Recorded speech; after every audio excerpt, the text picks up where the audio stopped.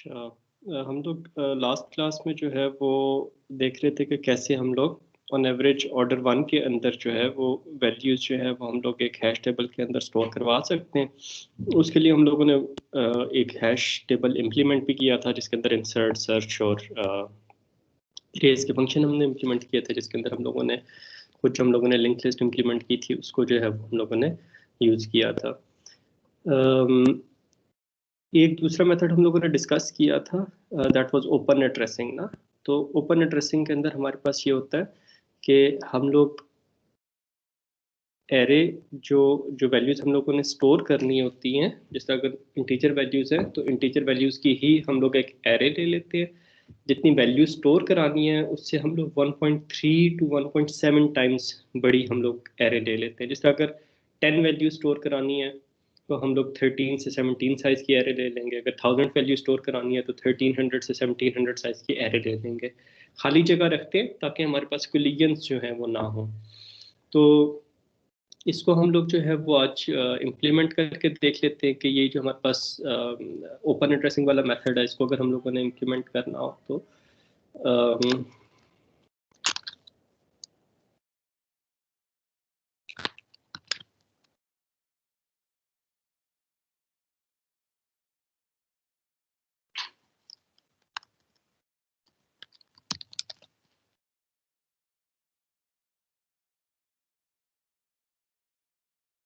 अच्छा जी,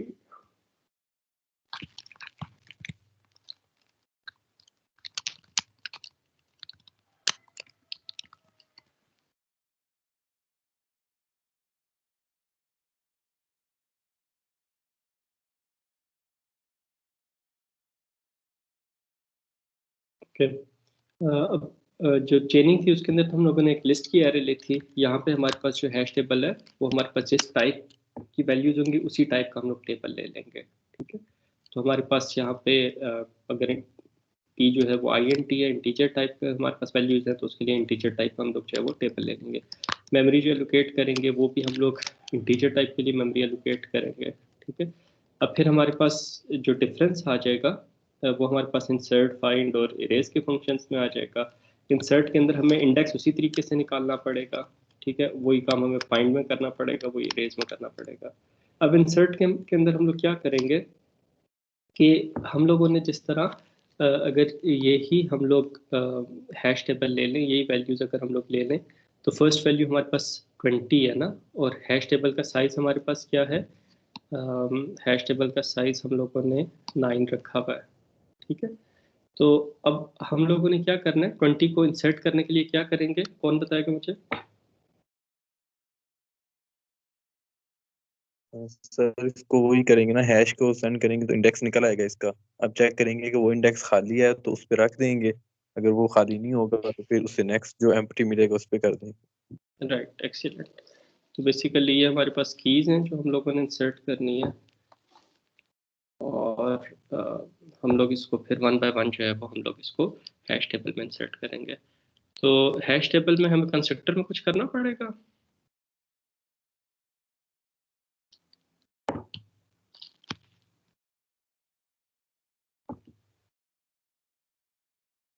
मतलब जो चेनिंग थी उसके तो कंस्ट्रक्टर के अंदर हम लोगों ने बस मेमोरी एलोकेट की थी ना, यहाँ पे कुछ और करना पड़ेगा।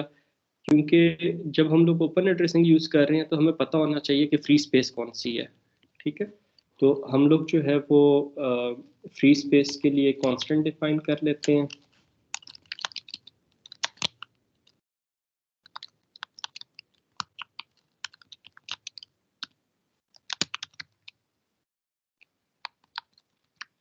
ठीक है, ये हम लोग कांस्टेंट्स डिफाइन कर लेते हैं।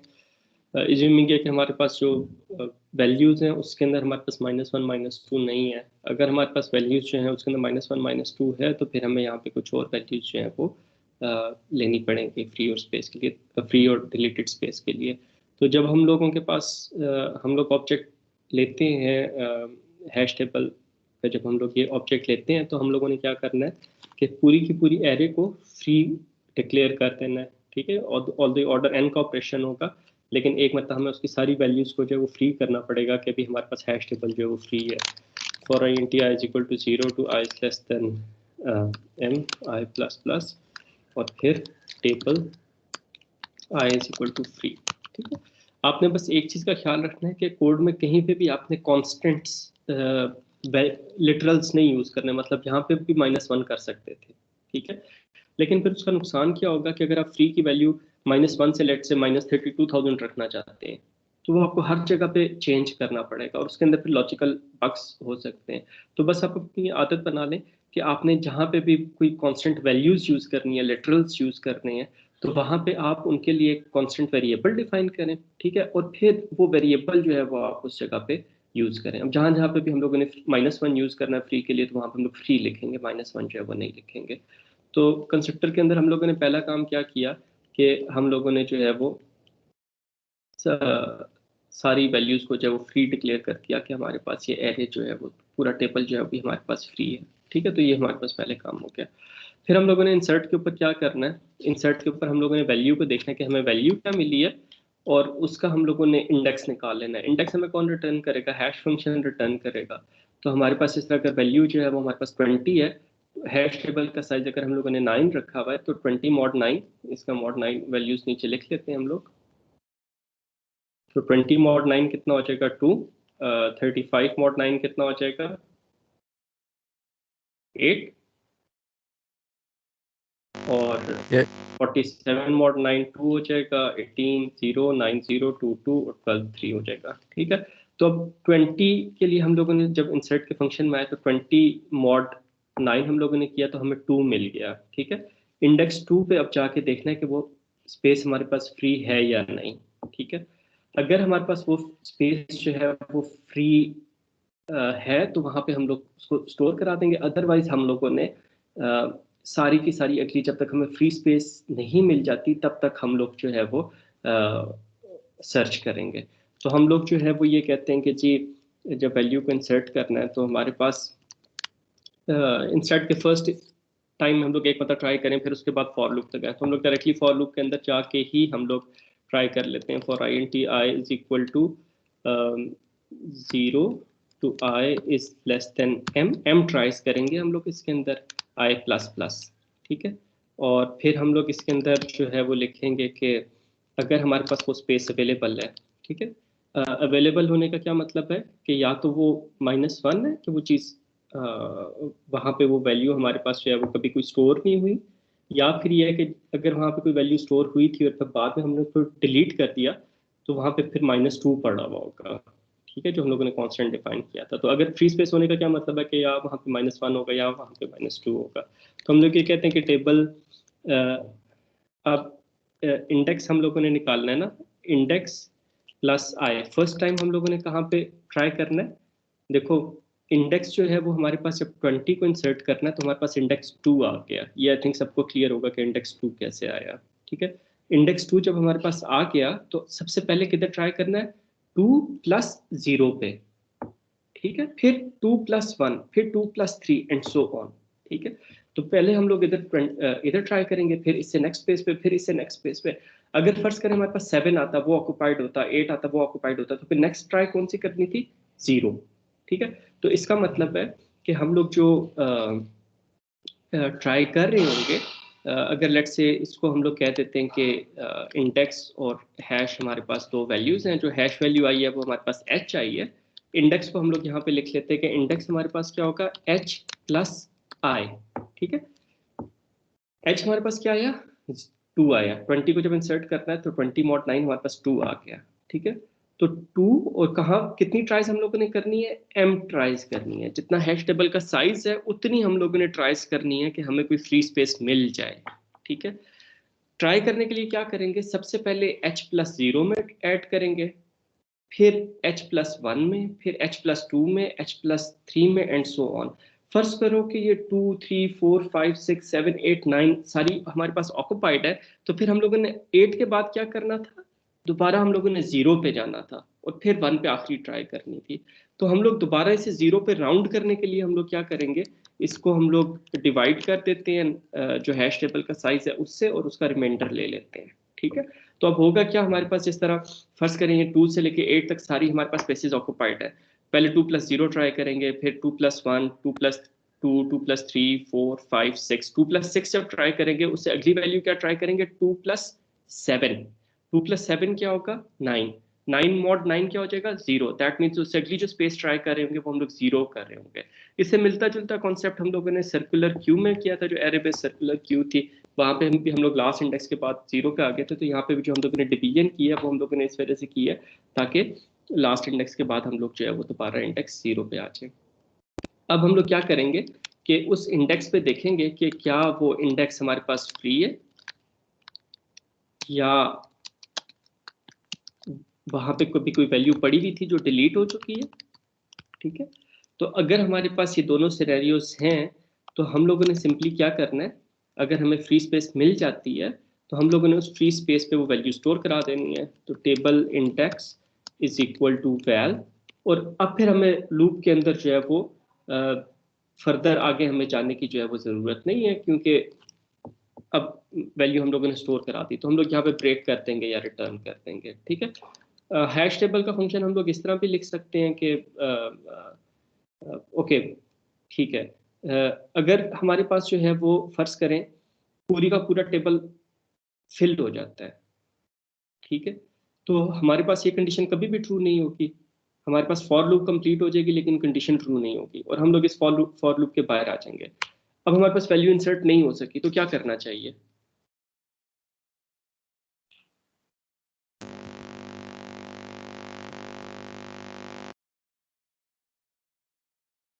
जी बेटे। सर देनी चाहिए कि मतलब एरे फुल है हमारी। हाँ, तो अब अगर हम लोगों के पास वैल्यू इंसर्ट हो जाती तो हम लोगों ने लेट्स से यहाँ पे ब्रेक की बजाय हम लोग यहाँ पे रिटर्न कर देते हैं कि उस फंक्शन से बाहर निकल जाएंगे हम लोग।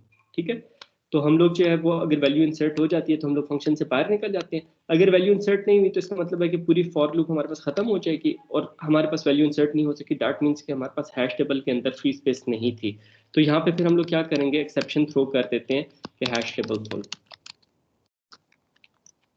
ठीक है, तो इस तरीके से हम लोग जो है वो एक्सेप्शन जो है वो हम लोग थ्रो कर देंगे और हम लोग इससे क्लाइंट कोड में हमें पता चल जाएगा कि हैश टेबल फुल हो गया, जो वैल्यू इंसर्ट करना चाह रहे थे वो हम लोग इंसर्ट नहीं कर सके। एक चीज़ का आपने ख्याल रखना है कि एडीटी के अंदर सी आउट कभी भी नहीं लिखना। ठीक है, अगर आप सी आउट लिख देते हैं तो उससे आपके प्रोग्राम की एग्जीक्यूशन कोई फ़र्क नहीं पड़ेगा। आपका प्रोग्राम समझ रहा होगा कि हैश टेबल में वैल्यूज जा रही हैं लेकिन एक्चुअली वो हैश टेबल में स्टोर नहीं हो रही होंगी, क्योंकि सी आउट से आपके पास कोई एक्सेप्शन थ्रो नहीं होगी, कोई एग्जीक्यूशन का फ्लो चेंज नहीं होगा। लेकिन जब आप एक्सेप्शन थ्रो करेंगे और उसको कैच नहीं किया होगा तो आपका प्रोग्राम क्रैश कर जाएगा। ठीक है, तो इससे हमें पता चल जाएगा कि हमारे पास कुछ गलत हो गया। और अगर फिर हम लोगों ने एक्सेप्शन थ्रो की हुई है तो जितनी भी जगहों पर एक्सेप्शन थ्रो की होती है तो हम लोग उसको फिर कोशिश करते हैं कि ट्राई कैच के अंदर लिखें। वहाँ पे कैच में हम लोगों को पता लग जाएगा कि अब जो वैल्यू इंसर्ट करना चाह रहे हैं वो इंसर्ट नहीं हो सकती क्योंकि हमारे पास हैश टेबल जो है वो फुल हो गया। ठीक है, अच्छा, इससे इंसर्ट से रिलेटेड किसी का कोई क्वेश्चन हो? समझ आ गई है सबको? जी सर, सर इसमें हम एम ट्राइज क्यों कर रहे हैं? हम वहां क्योंकि से स्टार्ट हैश हाँ टेबल का साइज m है ना, m स्पेसेस हैं हमारे पास। सर, इसमें वर्स्ट केस क्या बनेगा? वर्स्ट केसेस के अंदर ऑर्डर n बनेगा कि हैश टेबल फुल हो गया और वैल्यू इंसर्ट नहीं हो सकी। ठीक है, तो इसको हम लोग ड्राई रन कर लेते हैं। सबसे पहले हम लोगों ने 20 को इंसर्ट किया। ठीक है, 20 का हम लोगों ने हैश वैल्यू निकाली, हैश वैल्यू हमारे पास 20 की 2 आ गई। हम लोगों ने फिर उसके अंदर 0 ऐड किया, मतलब पहले उस जगह पे हम लोग उसको ट्राई करेंगे। आई की वैल्यू 0 है तो उसको उस जगह पे ट्राई करना है। ये जो हम लोग ट्राइज कर रहे होते हैं इसको कहते हैं प्रोब सीक्वेंस। ये जो हम लोग कह रहे होते हैं ना कि index is equal to h plus I, ठीक है, मॉड एम। तो ये जो आई है ये बेसिकली प्रोब सीक्वेंस होता है कि प्रोबिंग हम लोग कर रहे होते हैं। प्रोब सीक्वेंस इस केस में हमारे पास प्रोब सीक्वेंस क्या है, आई की वैल्यूज क्या होंगी 0, 1, 2 अप टू m-1। ये हमारे पास प्रोब सीक्वेंस होगा इस केस में।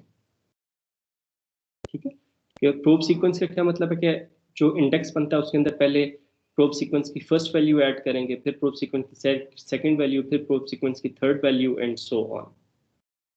ठीक है, तो इससे हमारे पास ये this is called probe sequence.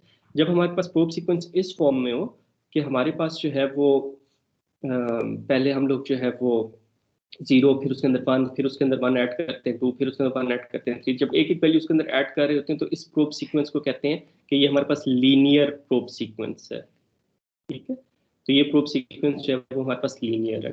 तो हम लोगों ने 20 के लिए हैश वैल्यू निकाली, वो 2 आ गई। ठीक है, 2 में हम लोगों ने 0 ऐड किया, 2 आ गया, 2 मॉड 9 हमारे पास जो है वो 2 होगा।